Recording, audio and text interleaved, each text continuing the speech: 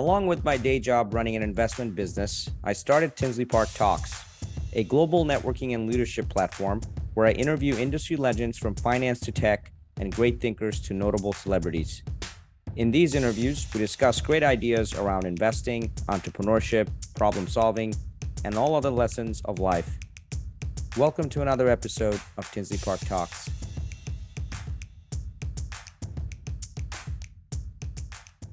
Take a moment to please subscribe to the channel and like this video. We really appreciate your participation. This program is in partnership with Nesh. For more information, please click on the link below. We all know Elon Musk and the role he played in the rise of self-driving cars. There's a lot of noise around this topic, but AI and autonomous technology are also revolutionizing a different industry. Meet Bibhrajit Halder, CEO of SafeAi, one of the hottest startups in the heavy industry category that raised almost $70 million from prominent institutional investors since its inception in 2017. I hit the road to meet him at the heart of Silicon Valley and interview him at one of their construction sites in Cupertino, where these giant mining trucks are getting converted to self-driving machines.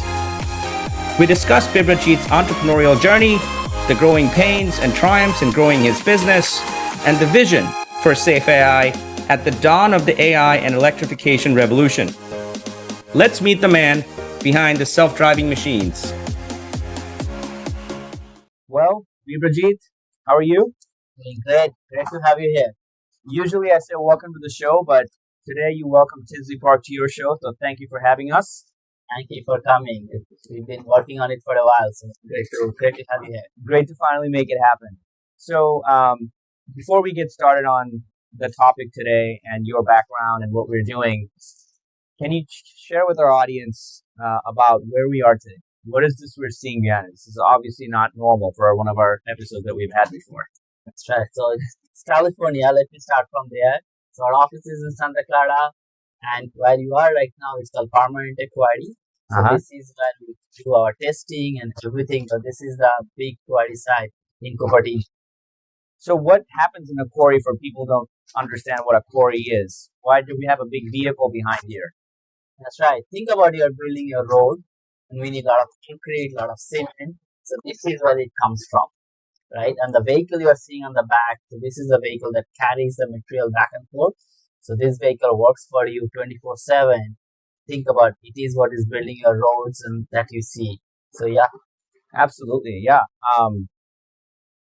So want to talk about how we know each other. We met last year. You did a phenomenal Series B round. I got to know you during that process. And fast forward, you've successfully raised that fund for that round and continue to grow the business. We're going to get into the business a little bit later, but I wanted to hear from you your journey to where you are today. So take us back, perhaps, Bibhrajit. I know where you're originally from. For the audience, tell them where you're originally from and your early days. So just to pick it up from what you're saying, I mean, it's been I think this is during the COVID time, we get to know each other over Zoom, we build a relation, and so this is kind of culmination of that relation. Absolutely. Actually, we are sitting next to each other, so I'm really excited about it. So going back to your question, so I grew up in India, Calcutta. So I grew up there, did my schooling there. So, a lot of people who doesn't know Kolkata, it's like amazing place. We are famous for fish, famous for sweets. We all are very much into literatures and arts and all that. So yeah, I mean, I had a great childhood, growing up in Calcutta. So, for our audience, I actually have something in common with you. I'm not from Calcutta, but I'm from the other side of Bengal, originally from Bangladesh. I went to Calcutta maybe 4 times growing up. I remember Eden's Garden or Eden Garden. Right. Is it Eden's Garden or Eden Garden? Eden Garden. It's one of the most celebrated cricket stadiums in Calcutta, and amongst other things. And yes, fish and sweets are delicacies from that part of the region. So we have that in common. Bibhrajit, so talk about your educational background. What made you pick engineering? How did you end up in the U.S. and what did you end up studying here? That's right. So when I was growing up in go to school, study was probably the last thing in my mind. Really? I used to play a lot. I used to play cricket. I used to play badminton. I used to play carom for some Carom board. Right. Yeah. I used to play a lot. So study was really like the low in my priority. I think what I liked back then was math and science. Right? I think only subject I was really, really excited to always do was a math. So, and one of the good reason is that when you do math, you do it silently. So your parents doesn't know whether you're doing it or not. Right. So then, if you do other subjects, they're like, "Are you studying?" So I think that's what really drew me when I was in high school. That I was good at math, and when you're good at math and science, like engineering kind of almost like a natural progression. So that's what kind of draw me to engineering. Also in my family, my father is engineer, my older brother is engineer. So that also probably had some impact on my decision. Got it. So when you arrived in the U.S., was the first school you went to Vanderbilt, or was it for your PhD only? No, when I was actually, so I did my undergrad in BIT Mishra, and then during the time in undergrad, you kind of decide where you want to go. Right. You kind of have usually three paths, if you will. Back in the days, it's like you can go get a job in India, you can go do more study in India, or you can come out and do your master's in US. So I chose the third path. And again, my brother was already in US doing his PhD. I guess there was some impact on that as well. Some family pressure that, hey, your brother's doing a PhD, you should too, or? Yeah, I mean, well, not pressure, but that shows some part, right? Sure. So I came here, actually started in Ohio. Okay. I came here to do my master's in Ohio University. I was doing a robotics in master's, started off in Ohio. Okay. So did you know when you were in your master's program that autonomous driving is where you really wanted to focus your career trajectory? Yeah, sometimes, Steve Jobs has one thing to say, right? If you look forward, you don't know where you're going, but if you look back, you can connect the dots. Absolutely. So the answer to your question is no, I didn't know. Okay. I was extremely lucky. I came early 2000, and when I was doing my control thesis, that time robotics just got started. Sure. There was this DARPA Grand Challenge got started. They wanted to do autonomous vehicle. So anybody was doing a little bit of the robotics or drawn into that. I got started off with my master's, and eventually in my PhD, I completely focused on the autonomous vehicle. Got it. And that was at Vanderbilt. That was at Vanderbilt. Okay, so after Vanderbilt, you started your career at Ford. Or was it Caterpillar? Okay, so it was Caterpillar first. Okay. That's right. So when I was in Vanderbilt, that my PhD was actually in autonomous vehicle. Right. If somebody wants to read, they can read my PhD thesis. It's in a book format now. But really, I think one of the very, very fortunate thing for me, right after graduate, Caterpillars of the world wanted to do autonomous mining truck in production. So I was literally first job in Caterpillar where I get to translate my PhD thesis into first patent. It doesn't happen that much. So that was a great kind of first career, if you will, in Caterpillar. You were there for a while, right? I was in a town called Peoria. That was a headquarters back then. So I was there for 7 years. I think one of the critical thing is that obviously my background is technology, AI, we'll talk more about it, but really learning, using the technology in the real production, that was kind of probably most valuable learning for me during my time in Caterpillar. How do you define real production for the audience that may not understand what that really means? Yeah, I mean, when you're in school, as you know, you do a lot of technology, a lot of research, a lot of R&D, but unless you take that and take it in to practical the real use, use it in a real world, it's a very different world. Yeah, absolutely. So tell us what happened after Caterpillar and the moment that you decided to take that leap of entrepreneurship and how you started SafeAi. That's right. It took a little while. So I was in Caterpillar by the time 2014. There was about 20-30 truck already running in production, stable. And that was the same time when passenger vehicle guys was really picking up autonomy. That was 2015, 2016. If you remember, this Cruise is happening. GM bought Cruise. There was a lot of things. That drew me to the passenger side. So I actually went to Caterpillar to Ford. And from Ford to Apple, all working on the similar technology, I'm leading the autonomy side of it. I think, answer to your question, when I was at Apple, I kind of see the technology just jump. There was a huge thing happening. There was a new way of AI. Again, we'll talk about technology. There is also the compute platform came in. All that gives the autonomy a new boost. So I think that's what kind of gave me the idea. We'll talk about more detail, but how we realize we take the technology from the passenger vehicle, bring it back to this heavy industry, mining and construction, that has been running for a while. Right. So take us back to that sort of moment when you went from having a job to then not having a job and becoming an entrepreneur. Take us to that very moment. Like, what was going through your mind? Right. So I was back then.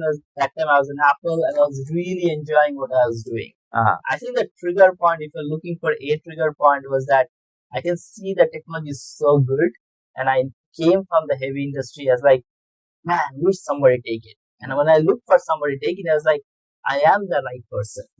I have done autonomy a long time. I have done the heavy industry. I have done the new way of autonomy. So that's really trigger point. So it was not so much I want to start a company. It was more about I can deliver that to the industry and I'm in the right position, right time. So that really triggered for me to leave Apple and start SafeAi. That's a great story. What I'm interested in learning, and I'm sure the audience are those initial days when you started, right? Talk about maybe finding a co-founder if you did, or having the faith that there was a seed investor to at least back you in your early days. How was it in those initial days of team building, fundraising, and everything else that you just had to figure out? Yeah, I mean, I think one story probably, when I was thinking about it, and then I had one other person who wants to join, and I left Apple, and that person is like, no, I'm not quitting. So I think that is the first thing. So how long have you guys been talking about this? It was maybe like on and off 6 months, kind of, oh, let's do it, and then. So I think that was obviously I left, and then I was like, okay, now what to do? But one thing I would say, and we'll probably get into that, very fortunate to be in Silicon Valley. I think, if you want to start a company, Silicon Valley is probably the best place in the world. So I think there's a tremendous amount of ecosystem to help you and support you. I had advisors, I have friends who made introduction to the VCs. So yeah, I mean, I think I started from there and I can go deep into that, but that was quite a bit of journey at the early stage. Sure. Yeah. Obviously, entrepreneurship is never easy. I've done it myself. So we talked about your background. How did you arrive in the US? What you studied, your career journey to starting SafeAi, and what it has been. You obviously raised Series B recently successfully. So where is SafeAi today? Yeah, just to maybe give you a little bit of what we do, and you see the vehicle on the back of us. So basically, we take this big mining and construction vehicle. So truck is on the back behind us. What would you call this truck? We call it a haul truck. Haul truck. So basically, it's hauling load. So that's why it's a haul truck. I think for some of the audience, they might not see it. We do this kind of truck all the way up to 400-ton truck. A 400-ton truck will look like a sizable building. That's an amazing. It's the kinds that you see in the Guinness Book of World Record, right? That's right. It's a massive one, right? So what we do, think about a typical construction site, mining site. This vehicle is running 24/7. We take this vehicle, do the retrofit, make it fully autonomous, and give it back to the operators. And just a little bit of background on SafeAi. So we are about 110 people today. Our headquarters is in Santa Clara, California. We have an office in Australia, Perth. We have an office in Japan, Tokyo. Congrats on the Japan story, recent expansion, right? That's right. And we also have a team in India. So we are building our team in India, in Bangalore. So we have been expanding quite a bit since last year. So if you were to sum up to the audience or anybody watching, what specific problem SafeAi is solving, we know what it does, but like, how is it solving a problem that hasn't been solved before with SafeAi's technology today?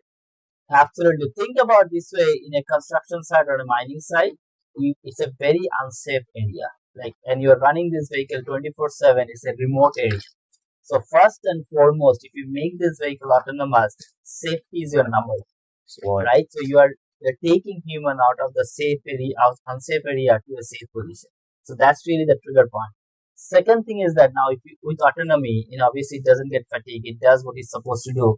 Your productivity increase 20%. And I think when you say 20% for normal people, it doesn't what does that mean? Yeah. So just to give you a context, and we all are familiar with either something, our road is getting rebuilt, or bridge is getting rebuilt. And I think about India context. India is every day doing some sort of metro, construction. Think about instead of getting that done in 5 years, it's getting completed in 4 years. It's a massive impact in the industry. Sure. Right? So I think that's the benefit of the So it's productivity. speed and with accuracy. Safety, productivity. And the last thing is the efficiency. You can get the same job done with 25% less money. And again, when you put it that way, you think like, what is that for me as a general public? Think about in a big infrastructure project, what is the money coming from? It is the taxpayer dollar. Right. So basically, if you can build a bridge instead of 5 years, 4 years, instead of $200 million, $180 million, that is a great benefit to the society. Absolutely. Yeah. And so, from your customer standpoint, you already have a few really well-known customers. If you were to speak with future customers out there, what message would you have for them? Yeah, just to set the stage up. So the reason we have offices and team everywhere, we are obviously running in US. This is one of the sites. We are also running in Australia. So we actually one of our customers that's publicly announced is called Maca, Right. the largest construction contract miner in Australia. Right. And we are also running in Japan. Obayashi is one of our customers. So I think the message, one thing I would say, this is autonomy in this industry already is in reality. It is about to scale up, and that's what our vision is. So it is very much real. It will impact the industry and benefit the society massively. So that's kind of the main message to all of our kind of industry peers, that this is very much real and scaling up. Awesome. And for investors that are looking at potential opportunities, that not, investors like daily you and me kind of people, this is at least not now, not yet until you go public, but for maybe future investors that are going to come in future rounds, what would you like to share with them? One thing, I will give you some statistics before I go there. So there are about $80 billion got invested in the passenger automotive, like Tesla and everything else.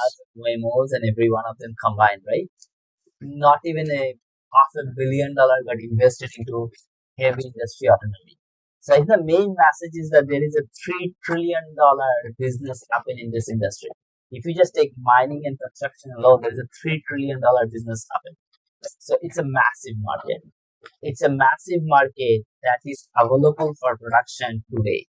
As you see in the passenger vehicles, there is still some problem to be solved. In our world, because it's a constrained environment, really ready to deploy today, ready to scale up today, and it's a massive market. I think this is a little bit of hidden. So that's probably the main message to the broader investor community. That's pretty huge. What would you say your competition is right now?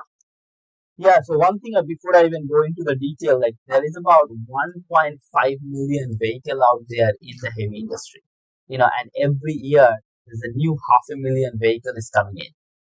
Why is that? Is it just because of countries like India and other developing countries growing really fast, infrastructure? No, it's just the way we use it. Think about in the world how much mining, construction we do. Okay. There is a total about 1.5 million vehicle out there, and every year 500,000 coming in. Why the statistics is relevant? Only 1,200 vehicle is autonomous in production today. Okay. That means the amount of vehicle we want to do autonomy is just 98% is still there. Why I started off with that, at this time, there is not enough people doing it. Mm-hmm. So yes, there are competition, but we all have so much to do. We actually all are overloaded. Mm-hmm. Every one of us. Obviously, we have OEMs, Caterpillars, and Komatsus of the world has been doing it for over 30 years. Right. It's been going on for a while. 30 years. Why weren't they able to scale up? They are scaling up. Right. I think they are scaling up, and we are helping the whole industry to scale up, because I think the first version was too expensive. Right. So think about the example I gave is the Tesla example. And Tesla kind of started off with a Roadster. Right. It's just not anybody can buy it. Right. As good as a car it is. Sure. Now at least the Tesla Model 3, lot more people can buy, and they're scaling up. Right. So it's a little bit of the pricing, it's a technology maturity, it's just the way it happened. So I think it is going to scale up. So obviously OEM had done amazing job over the 30 years. We're kind of standing on top of what they have done. So that's one group. There's another group is that people like us who are taking the current technology and providing that solution to the mining and construction industry. Awesome. And so because we're an investment podcast, I want to talk about some investment related stuff, business model perhaps of SafeAI. Can you share a little bit about the business model as it is today? Pretty straightforward. Think about this vehicle running 24/7 and a human operator is driving. What we are doing, taking the human operator in the safe area. So the operating cost of the vehicle was there. So we charge a software licensing fee. Think about now the AI and the software is driving the vehicle. Okay. So we charge a yearly licensing fee to drive the vehicle. Got it. So, and one of the things that's different about SafeAI compared to the OEMs that we talked about, Caterpillar, that already build these vehicles from factory with autonomous capabilities, is that you have you are agnostic to what OEM these vehicles come from, right? So you're essentially retrofitting them. So in the business model, can you elaborate a little bit on how that hardware installation works, and then how that kind of parlays into the software SaaS model? Absolutely. And just to give you the background, the reason we do retrofit, as I mentioned, there is 1.5 million vehicles sitting there. So yes, you can have new vehicle, but if you do retrofit, you can also make current vehicle autonomy today. So that's really the reason we do retrofit. I think that's definitely help us get to as many vehicles as possible. Correct. So we go there, and when you say retrofit, it's really putting the sensors, and we come to technology like a LiDAR, radar, camera, all that in the vehicle. And I think some of we will show, make the vehicle smart. And then we put the computer on that vehicle and put our software. Mm-hmm. The software is really the brain of the vehicle, if you will. And how long does it take to install the entire hardware piece in that retrofit process? Today for us, it takes about a couple of months. But at a stable state, when you're in a production, it will take about 6 weeks to retrofit 30 trucks. So that's kind of the stable state look like. Okay. That sounds like a lot more improvement than last time we spoke. When you're doing that's great news. So now perhaps we should jump into the actual technology piece of it, right? Share with us kind of the technology that's currently used. You mentioned the radars, the LiDARs, the cameras, and then the software itself. How do they all come together? That's right. And that's the most fun part, right? In autonomy technology. And the way you think about is that you drive a vehicle, we are replicating that. So literally, this is a highest form of AI, if you will. Right. We are replicating a very complex task that human does. We are doing it all. So if you want to think about how technology works, really think about how we drive. So you have your input coming in, your eyes, and you're kind of seeing what's going on. We have our input. This is where we have LiDAR, radar, camera, everything coming in. You're going to say, where are we? Once you figure out where we are, then you say, what to do? So you said, I'm going to change my lane. I'm going to do this, do that. That's your brain coming in. And that is where the AI comes in. Mm-hmm. AI takes all this information, make a decision. Mm-hmm. But then your hand goes and actually moves things. Your feet goes and actually pushes it. That's the control. Mm-hmm. So then we actually go down to the control, actually drive the vehicle. Right. Do that. So those are the three main pieces. Input coming in the sensor, decision happening with the algorithm and AI, and control happening actually moving the truck. It's amazing. It's fascinating. Obviously, we're going to have like some B-rolls playing that we're going to see the actual vehicles moving around. Do we want to take a step deeper into the AI and where this language models are being built and how that's sort of all coinciding with this technology? That's right. This is what June 2023 in Silicon Valley. Yeah. You cannot not talk about AI. Right. There is nobody. I cannot go to a party or a discussion that what we don't talk about AI. So just to kind of break it down a little bit, this is a big kind of thing. The major thing you want to think about, what does human do? Like, what are we doing now? We are processing information. Then we are kind of taking input, processing, and putting output. You are talking, that is an output. That is exactly what AI is doing today. It's taking input from the sensor, making a decision, and driving. So really, it's replicating the human. And I think that what you talked about, another new way coming in is called generative AI. We haven't used Gen AI. The short form is Gen AI in our algorithm yet. We are using the the CNN and DNA deep neural network for the decision we are going to use. But that kind of AI to revolutionize, really, it is replicating of a human art. What make us a human? That's why there's a buzz of that Gen AI going on. And what do you think when you start using the Gen AI on top of what you're already doing is going to do? I mean, I'd imagine increase efficiency and productivity more, but is there anything more specifically you can say that it could do that would be sort of very obvious to the naked eye? That's right. One thing will be obvious. Right now, we are doing the truck. We are also doing the dozer.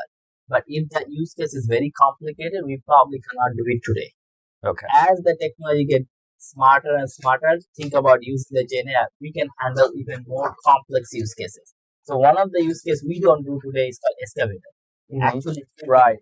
because digging material is a lot more harder. Interesting. Because you are kind of interacting with a lot more complexity. We don't do it. Okay. But with the with the Gen AI, we will be able to solve this problem that we are not solving today. Got it.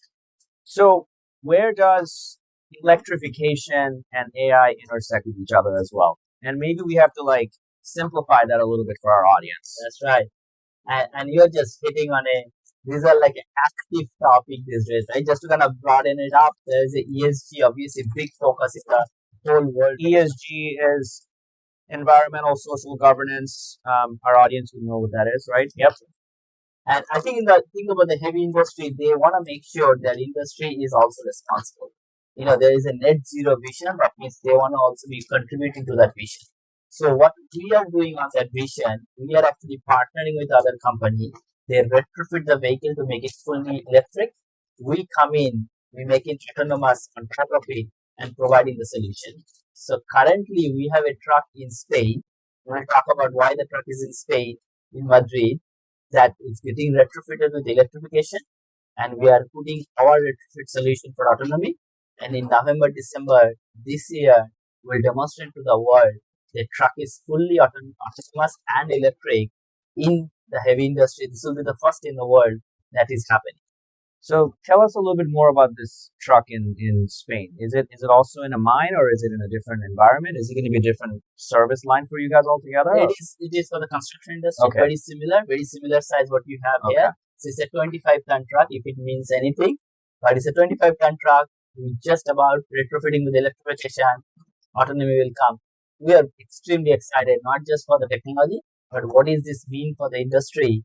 We wrote a white paper where we talked about autonomy and electrification, just bread and butter. Goes extremely well together. Huge impact in the industry. We are saying it will be efficient, it will be cleaner, it will be more productive and safer. I mean, that's just a great vision to work towards. Awesome. We just talked about AI. ChatGPT is like the big buzzword right now. There are obvious risks and dangers to that revolution. You hear about that all the time. What would you say are parallel sort of risks in SafeAI's perspective today? That's right. And I think we can probably talk about origin of our name. So what do you say, ChatGPT?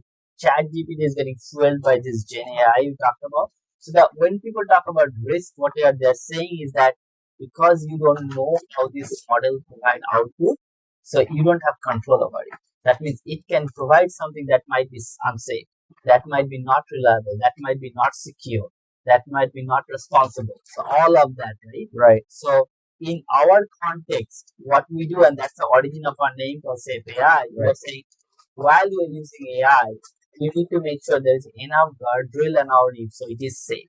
So we did actually a lot of work around it. We got some of our early patents are around that.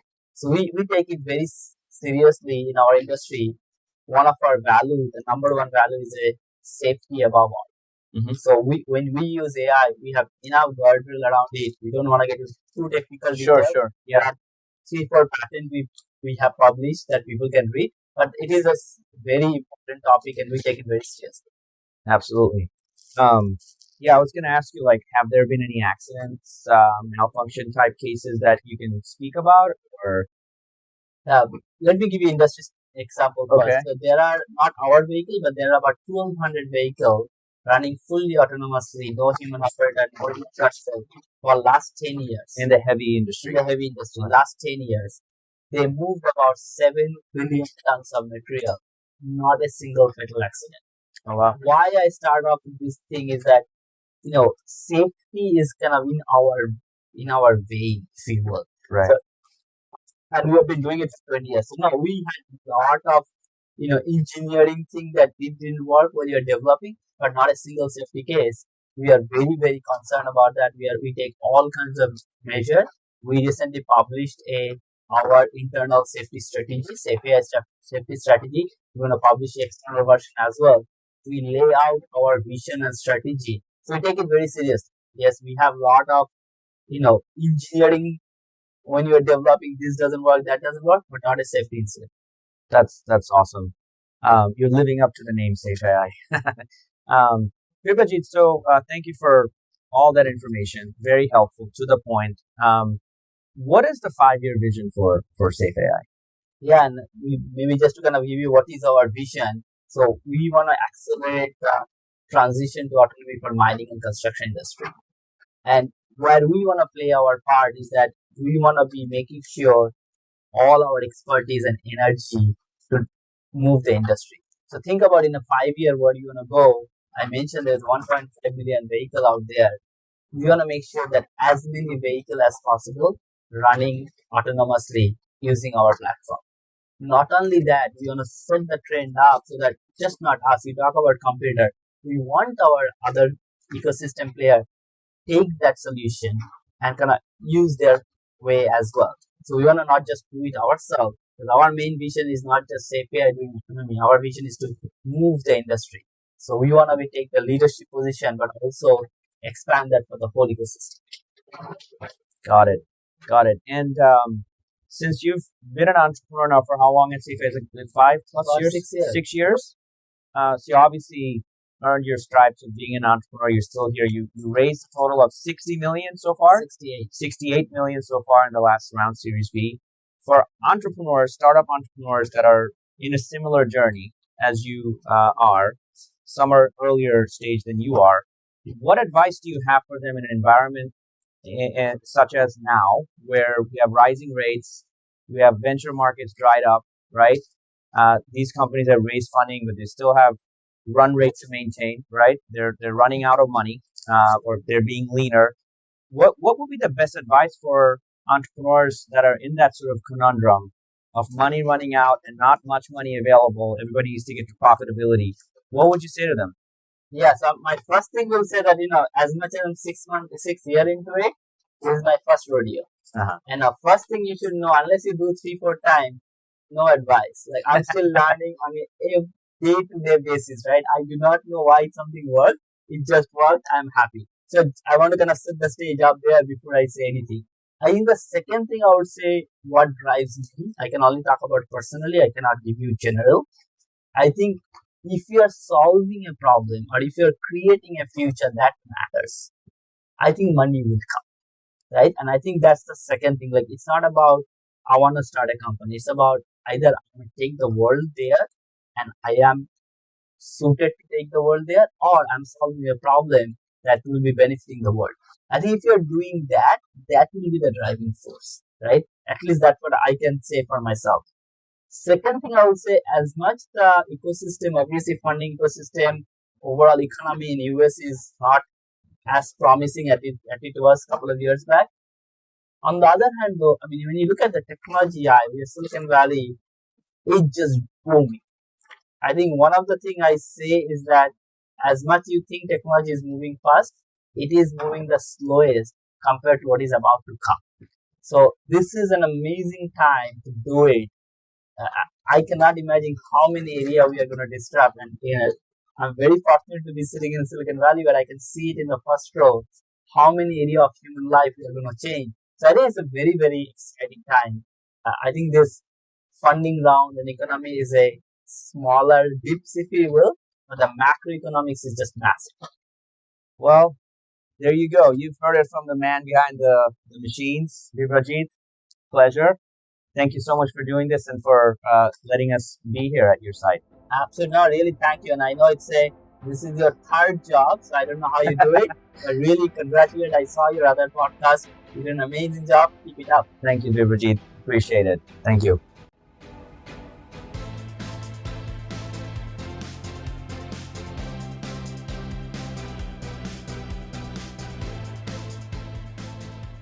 Hey guys, if you liked watching this video, I think you'd also like these interviews that I've done in the past with people like Anthony Scaramucci of Skybridge Capital, David Rubenstein of the Carlyle Group, Carla Harris of Morgan Stanley, Aswad Damodaran of New York University, just to name a few. We appreciate your participation, and we love the likes and subscribe that you do to the channel, because it only helps us grow and create more content for you. So hope we can continue to do that. And we love having you back, and see you soon.